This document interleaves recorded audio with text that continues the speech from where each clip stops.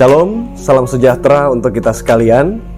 Perkenalkan, nama saya Obi Tampang Alo, Sarjana Pendidikan. Saya merupakan salah satu mahasiswa PPG dalam jabatan Angkatan 1 tahun 2022 di kampus IKIP Siliwangi. Merupakan satu kebanggaan tersendiri bisa bergabung bersama dengan rekan-rekan di IKIP Siliwangi, dan sampai saat ini sudah masuk pada tahap PPL.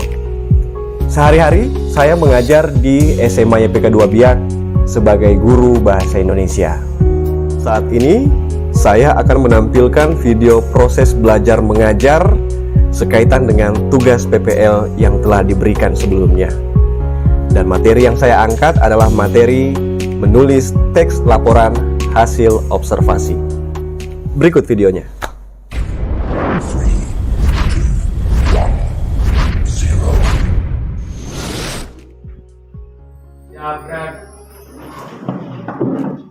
Beri salam. Selamat Hari Baru. Bagi anak-anak sekalian, apa kabarnya hari ini? Baik. Sebelum kita masuk ke dalam pembelajaran ya, ada baiknya kalau kita berdoa bersama, semoga kita diberi kelancaran ya dalam pembelajaran hari ini, dan apa yang baru disampaikan bisa diterima dengan baik oleh kalian semua. Saya minta untuk teman kita yang Anissa untuk pimpin doa kita melakukan pembelajaran.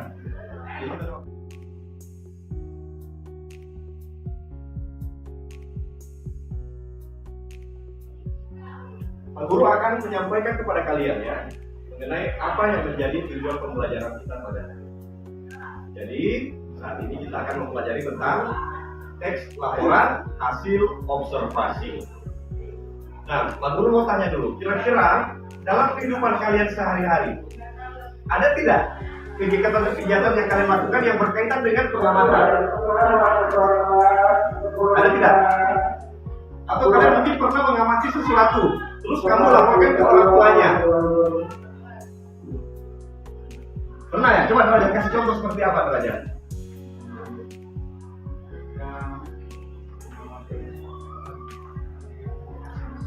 Ya, merokok satu sih di rumah ya. Ya. Derajat coba cek itu. Bagaimana keadaannya besi yang ada di belakang rumah itu? Nah, otomatis Derajat untuk bisa memberikan laporan kepada orang tuanya itu harus melakukan kegiatan pengamatan.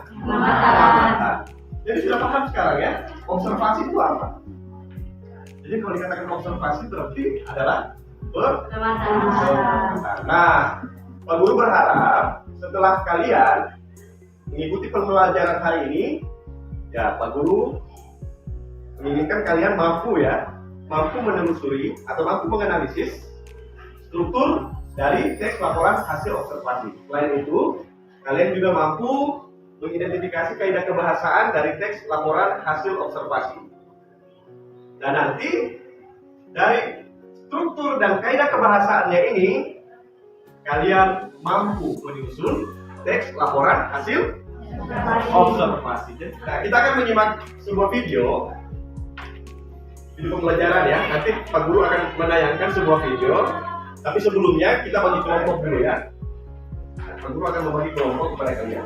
Nah, kelompok yang pertama, Pak Guru sudah bagi Derajat, Lydia, Konstantina, Dewi, dan Agustina. Silakan mengambil tempat di mejanya, disusun ya.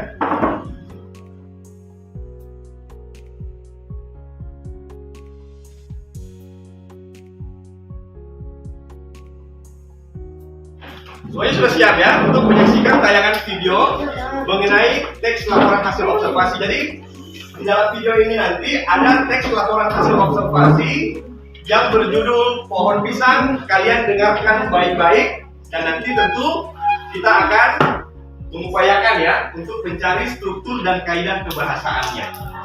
Jadi otomatis kamu harus tahu dulu apa saja yang menjadi struktur dan kaidah kebahasaan dari teks laporan hasil observasi ya. Nah, oke, sekarang coba kalian saksikan.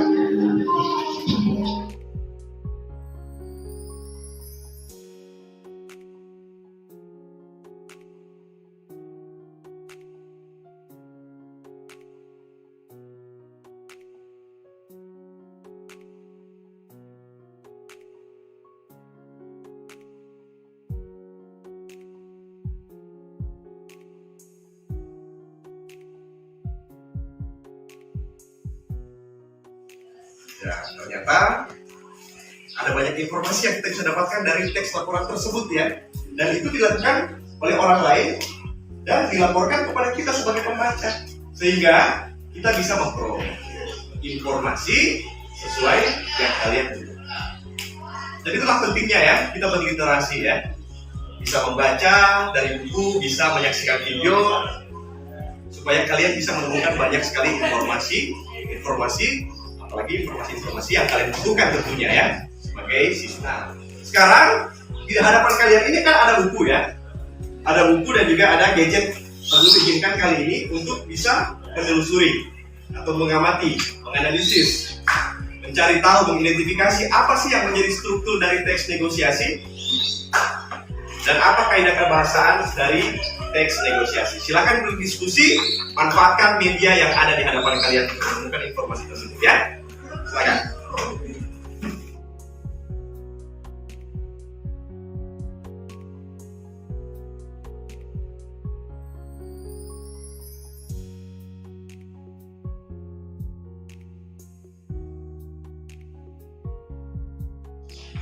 Sudah ya? Ya, kalau sudah, kita bertanya jawab. Apakah struktur atau kaidah kebahasaan? Ada yang menemukan kaidah kebahasaan? Ayo, kaidah kebahasaan teks laporan hasil observasi apa saja? Menggunakan kata kerja, Ya, menggunakan kata kerja, apalagi? kata sifat, sinonim dan antonim. Sinonim dan antonim. Sinonim itu apa? Persamaan kata bagus. Antonim? Ya, ini harus sudah tahu dari dulu ya. Terus? Penggunaan konjungsi. Penggunaan konjungsi, ada yang tahu konjungsi itu apa? Kata penghubung. Ya, kata penghubung. Bagus ya. Dan kata penghubung itu banyak jenisnya. Ya. Nah, nanti kita coba identifikasi ya. Dan siapa yang bisa kasih pendapat mengenai struktur dari teks laporan hasil observasi? Umum. Deskripsi bagian dan deskripsi manfaat. Nah, kalian sudah tahu strukturnya kan?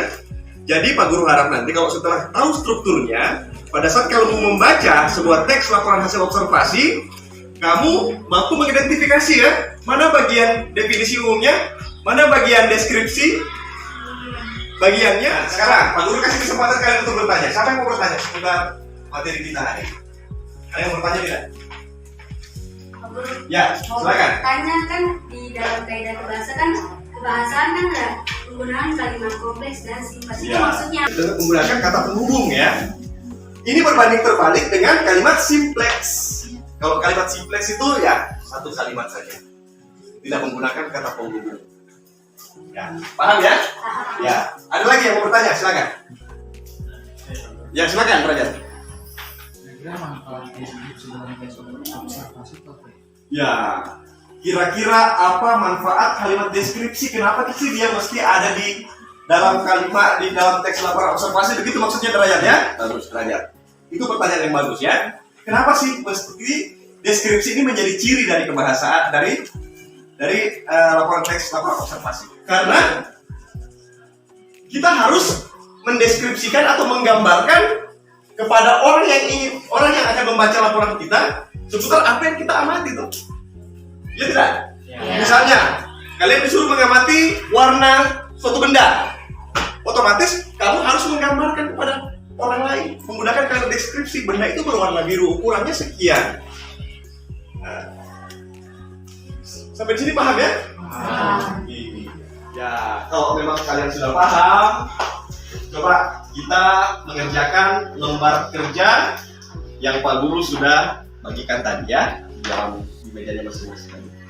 Silakan kalian kerjakan dan diskusikan bersama dengan teman kelompoknya ya. Kalian isi dan masing-masing kelompok nanti Pak Guru akan kasih kesempatan untuk melakukan presentasi hasil pekerjaan.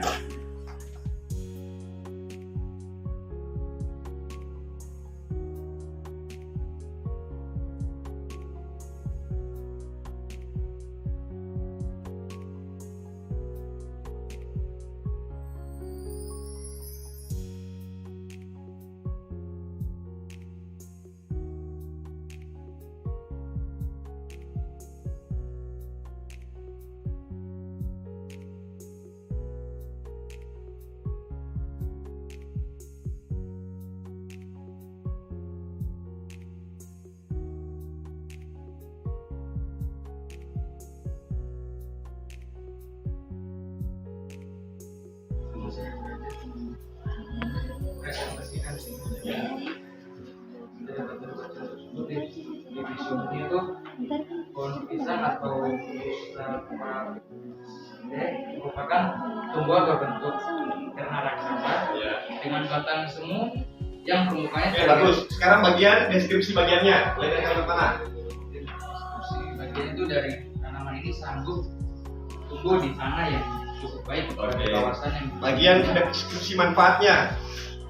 manfaatnya itu buah pisang kayak manfaat di samping sebagai sumber vitamin, mineral, karbohidrat bagi tubuh. Pisang juga mempunyai manfaat lain, yaitu hampir di seluruh tumbuhan pisang sanggup dimakan. Oke. Nah sekarang kayak kaidah bahasanya yang kamu catat apa yang sudah selesai dari kaidah perbahasannya?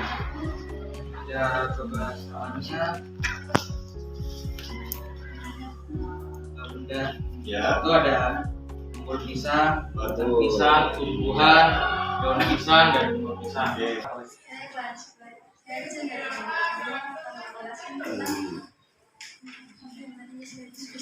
Ya.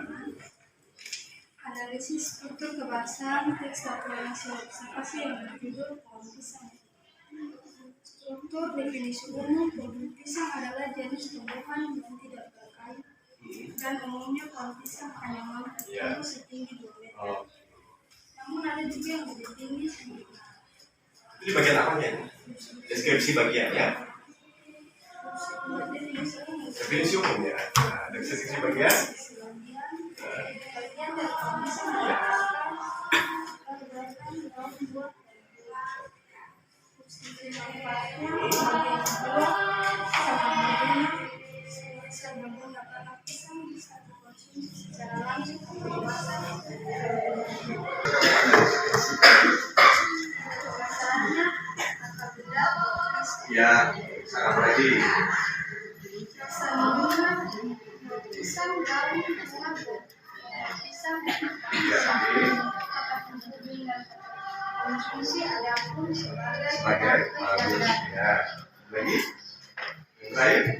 Cukup, itu saja. Oke, silakan duduk. teman-teman, saya perwakilan dari kelompok 1 mau mempresentasikan hasil kerja kami. Di sini struktur yang kami dapat, yang pertama ada definisi umum. Definisi umum terdapat pada paragraf pertama, yaitu pohon pisang merupakan tumbuhan berbentuk ternak raksasa dengan batang semu yang permukaannya terlihat lebat daun. Tinggi pohon ini sanggup mencapai 3 meter. Terus ada definisi bagian. Definisi bagian yang kita dapat pada paragraf kedua hingga paragraf yang ketiga, yaitu dari kata tanaman ini sanggup tumbuh di tanah yang cukup baik pada kawasan dan ketinggian hingga 2000 meter di atas permukaan laut. Pisang merupakan sebutan dari nama buah yang dihasilkan dari tumbuhan ini. Tumbuhan ini bisa dimanfaatkan semua bagiannya, sehingga dianggap sebagai tumbuhan serbaguna. Tumbuhan ini asli berasal dari Asia Tenggara. Adapun bisa dibuat menjadi olahan keripik, tepung pisang. Daunnya bisa digunakan untuk menggulung makanan, menjadi obat. Itu saya tahu. Ya, oke. Sekarang kita ke kaidah kebahasannya coba.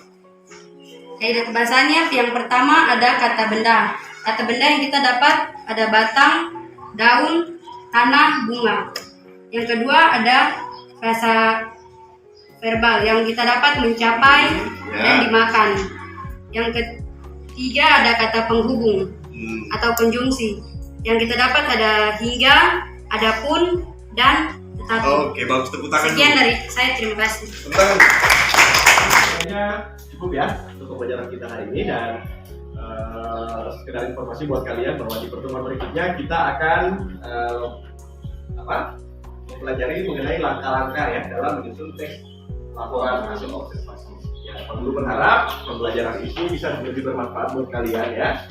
Dan sekali lagi tantangan dari metode ini, kalian harus banyak membaca ya, harus mau membaca dan menggali informasi dari apapun yang kamu baca dan kamu. Teman-teman, sebelum kita mengakhiri pembelajaran kita berdoa.